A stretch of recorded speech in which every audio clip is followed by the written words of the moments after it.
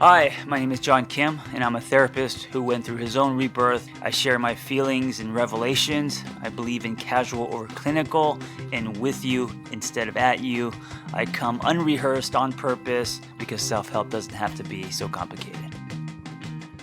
All right, before we talk about pornography, I want to remind you that my texting is now a texting program, meaning on Mondays, there's a challenge. On Tuesdays, it's going to be relationship text. On Wednesdays, there's going to be an exclusive video in a shot glass that with the private link. So that's basically for just the people who are in my texting community.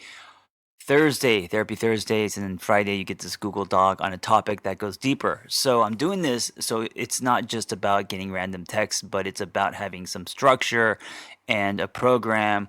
And then you can start to decide which of these texts help you more so than others. Anyway, check it out. Just go to my Instagram, The Angry Therapist, or my website, theangrytherapist.com, and give it a try.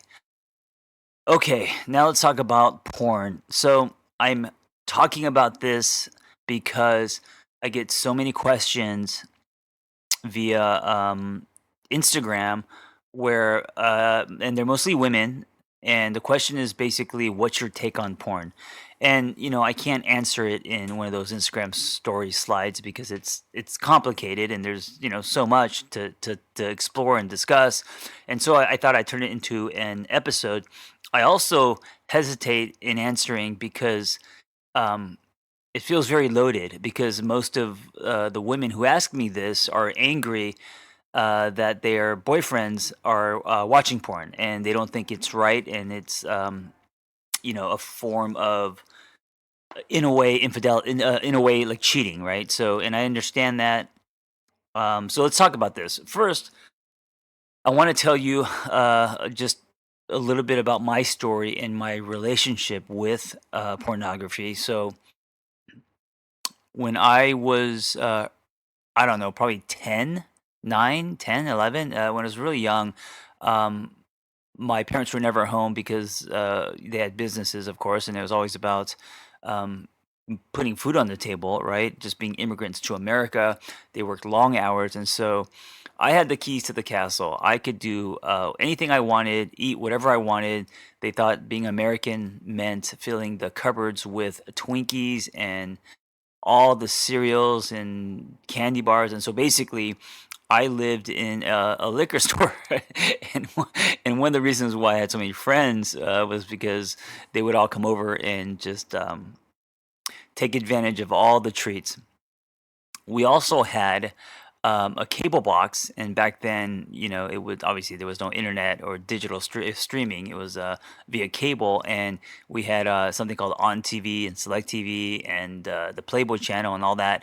And when my parents were gone, and I had free when I could just roam the house, I would go into my parents' room and I would try to, watch stuff that I wasn't supposed to watch. So a little bit of that, and then also, of course, at that age, we all had older brothers, and some of my friends had older brothers who had magazines. And in the '80s, it wasn't like today, where all you need is your phone. I mean, pornographic images were really hard to find. I mean, it was like trying to get drugs, So if you got an image or if you're lucky and actually got an entire magazine, it was like a super big deal.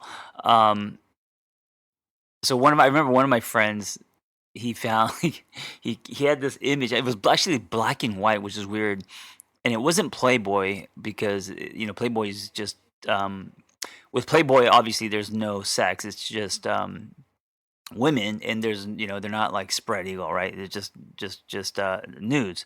I guess you could say tasteful nudes. I don't know. um with other magazines, of course, like I'm trying to think, back in the day it was like Hustler and Penthouse, and those were more pornographic. And so I remember one of my friends had this wrinkled folded image of a girl going down on a guy. And I remember, like, I remember seeing it and just being in shock Like I was, what is going on here? What is this? It's so bad. But then also part of you is so curious and you're like, oh my. And I remember that it was torn out from a magazine and it was folded into like four pieces. And, it's something that I carried in my back pocket until basically I stared at it for so long that I think I burned a hole in it, the actual magazine uh, page. Anyway, so yes, I was exposed to images at an early age, and then after that, it wasn't. I didn't really. I wasn't exposed to much. So like high school, I mean, I was busy skateboarding and playing and all of that stuff, and of course, when I started liking girls, I was outside trying to kiss them and stuff. I wasn't looking at magazines, and so even in high school and stuff, there wasn't much porn in my life. And it's weird because I think about today, and I think about how accessible it is. And I can't imagine.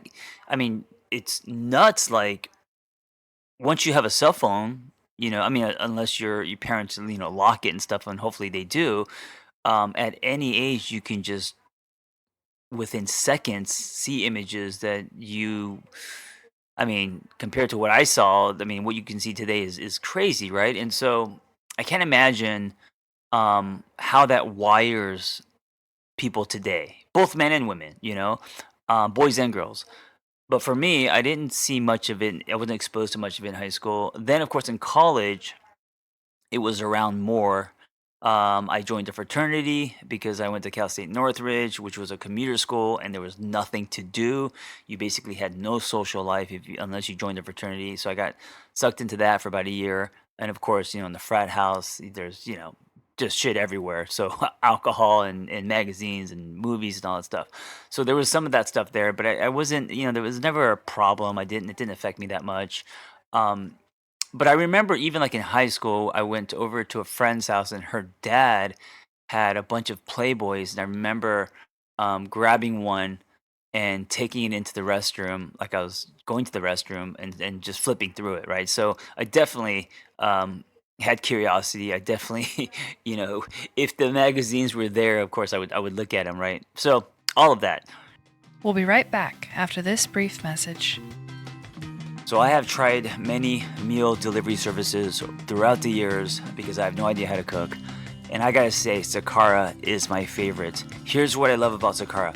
Not only are they organic and nutritious and delicious and plant-based, but they are specifically designed to enhance your energy, improve digestion, and help with healthy weight loss. So basically, you're not getting meals, you're getting meal programs. And this is amazing because then you don't have to think about what is in your meals. You don't have to think about the nutrition you want to put in your body. All you have to do is eat. And if you like to eat like me, then that is going to be convenient and worth every penny. I want to give you $60 off your first order. $60 off. Just go to sakara.com, sakara.com/angrytherapist. And they've gotten rave reviews from Vogue and Goop and the New York Times. So go to sakara.com/angrytherapist, get $60 off, and try these guys. They're amazing. They're delicious. Live better.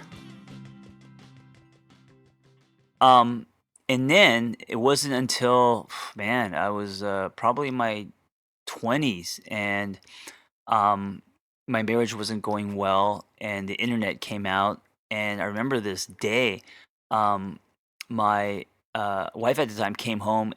I don't know if she came home or she saw something. Oh, no, no, it was on my laptop, and she caught it. And I don't know if it was like on the. I don't know what if it was downloaded. I don't know, but it was a clip. It was like a 3-minute clip, and I remember her discovering it and looking at me, and it was literally like she walked in on me having sex with someone else. I mean, that's how much it hit her.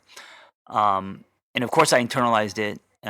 She also came from a very conservative, um, upbringing and religious and all that. So I don't know how much that had to do with it. I'm sure because it was, she had different definitions and wasn't exposed to that. So that was shocking for her, and it was, wrong and bad, and that's when thought maybe I had a problem. I remember going to, and of course at the time I was also very, I was aware that it was very sexual.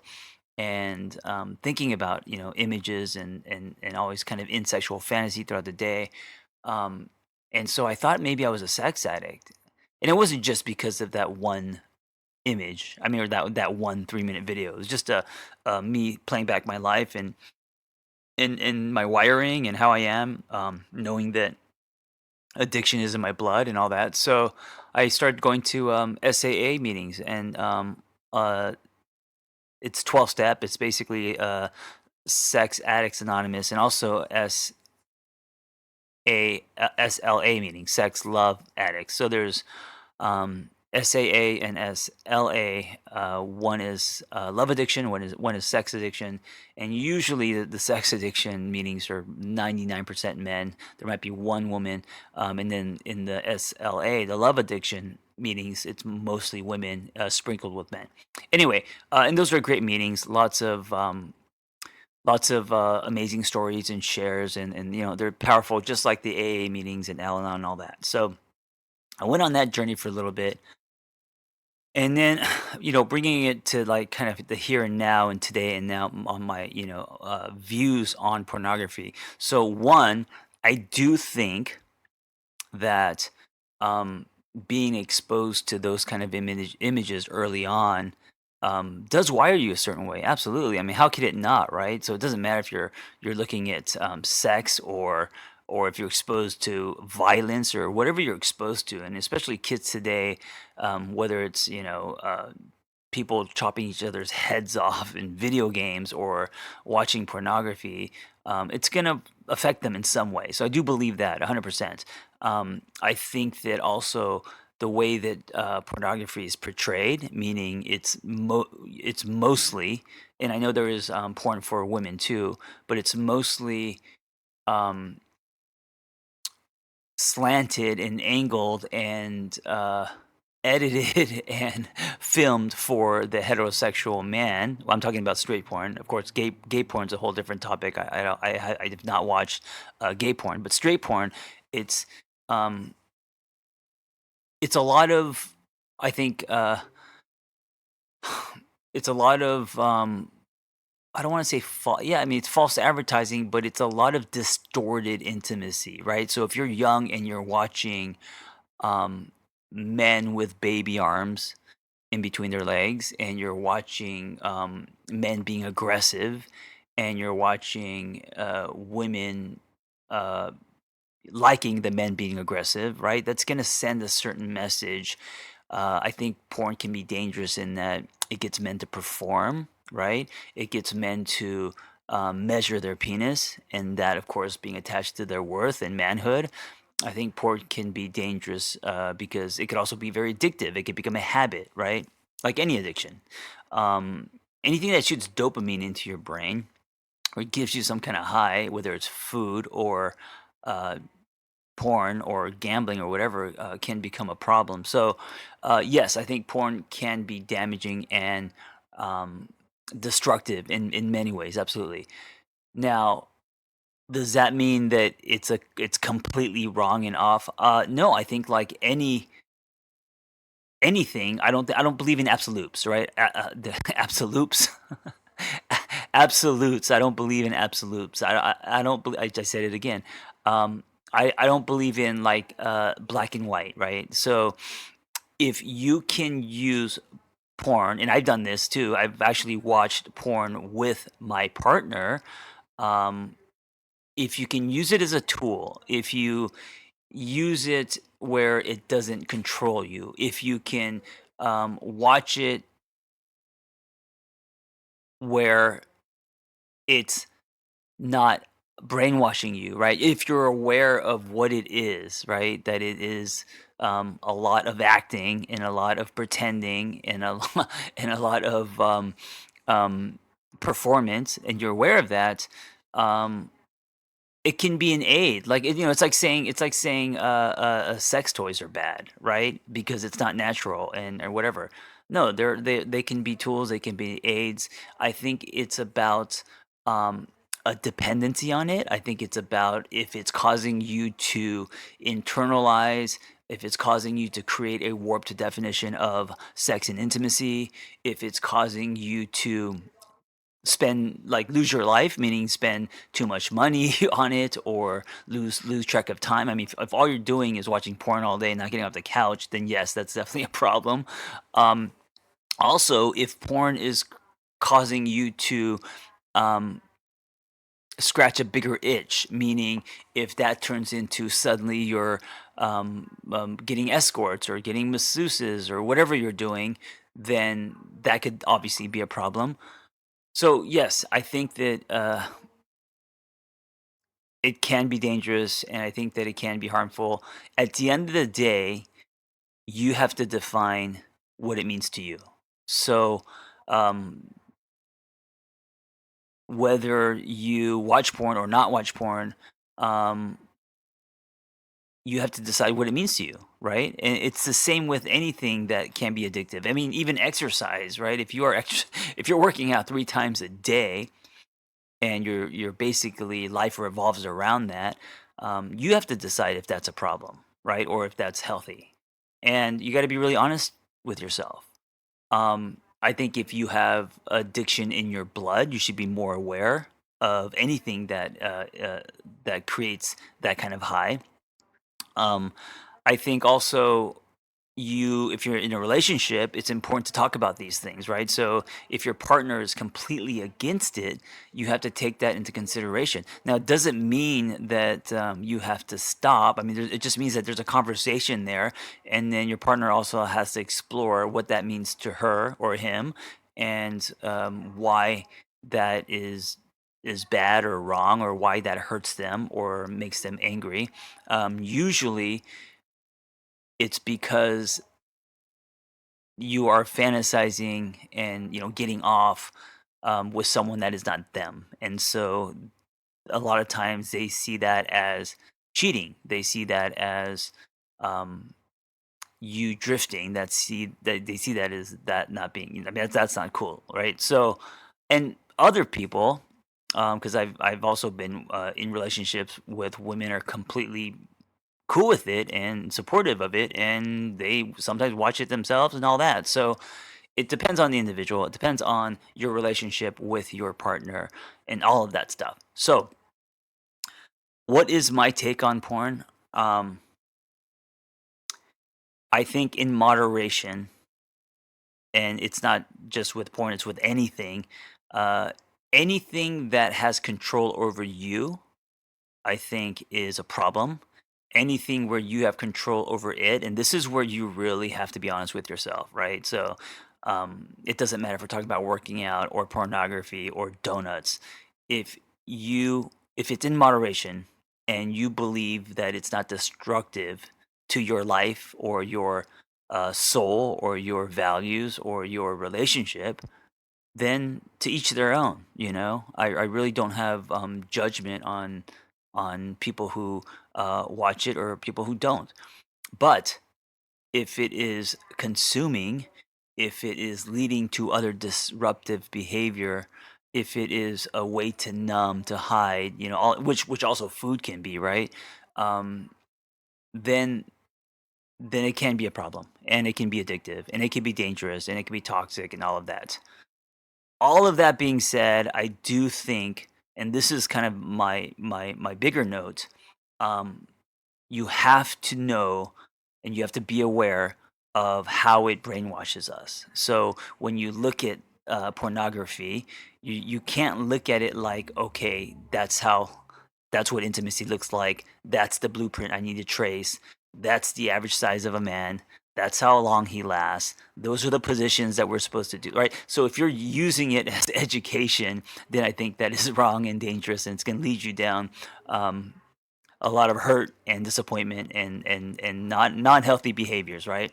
But if you see it for what it is, and it's basically a lot of acting and a lot of and I got to be honest. I mean, a lot of people who do in the adult industry, and this is a fact, not opinion, and not everyone, but many are in there because they're going through their own pain, like meaning they have been either sexually abused or um, and not everyone, because there are also people in the adult business or strippers or whatever who had happy childhoods and nothing ever happened to them, and this is just their way of expressing their sexuality. Absolutely, there are those, but there are also, and this is I think the majority, um, have something that has happened in their life that has led them down that path. So that's another way to look at it, is when you're looking at this, if you if you pull the curtain back and you start looking at the stories behind these people, there's a lot of trauma and pain and all of that stuff there too. So anyway, that was a very long-winded explanation, but I think everything starts with a conversation, and it's at the end of the day, it's not about me and my opinions. It's about you, what works for you, what doesn't work for you in your own personal life and relationships. I do encourage you to, and this is not really about porn, but it's about sexuality. Sexuality. I do encourage you to explore. I do encourage you, and this is both men and women, to express your needs and to connect with your body and to not see sex as bad or something you do for someone else. But I do encourage everyone to, because we're sexual beings, to embrace their sexuality, to explore their sexuality, to be mindful, to be respectful, to be open to receiving as well as giving, and allow sexuality to be a journey and a way to connect, not just not just skin. All right, guys, be well. Thank you for listening. Hey, if you have a passion to help others and want to become a life coach, or you just want to acquire tools to change your own life, learn more about our Catalyst Life Coaching Intensive. We are an evidence-based training program with an amazing, authentic, vibrant community, and we give lifetime support. Just go to my website, theangrytherapist.com, and click on Life Coach Training. Hey, before you go, if you like my ramblings and revelations and shares, I am now texting people directly to their phone. Just go to my website, theangrytherapist.com. If you want to subscribe, I'll be doing weekly text, 5 days a week, reminders, and also mindsets and exercises and challenges. And every week there will be a different theme, a different topic.